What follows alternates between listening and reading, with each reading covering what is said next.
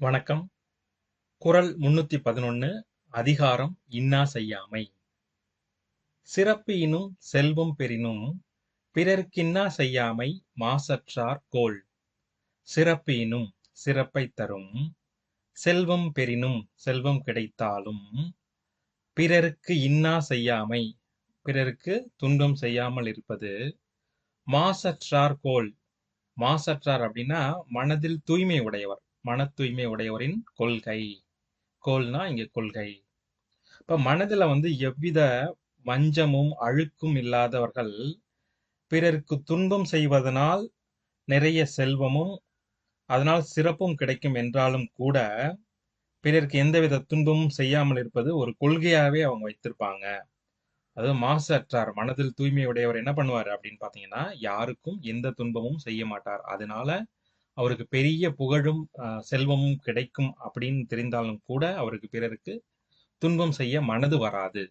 அதுதான் மாசற்றாருடைய மன தூய்மை உடையவருடைய கொள்கை.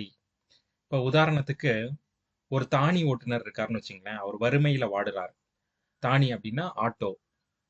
இந்த 3 சக்கர வாகன ஓட்டி துன்பத்துல இல்ல வறுமையில வாடுறாரு அப்படின்னா அதுல பயணம் செய்யற ஒரு பயணி ஒரு ஒரு 1,00,000 ரூபாய் பணத்தை அதுல விட்டுட்டு போயிடுறாரு அப்படின்னா, இந்த 1,00,000 ரூபாய் கிடைத்ததுன்னா அந்த தானி ஓட்டுநருக்கு மிகவும் பயனுள்ளதா, அதாவது செல்வம் கிடைக்கும். அதனால அவர் வாழ்க்கையில சிறப்பும் உருவார். அதனால அவருக்கு சிறப்பும் கிடைக்கும்.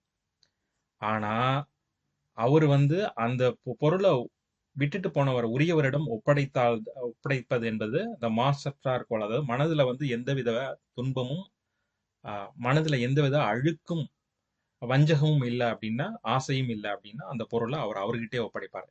இந்த செய்தியெல்லாம் நம்ம நிறைய செய்தித்தாள்கள்ல படிச்சிருப்போம்.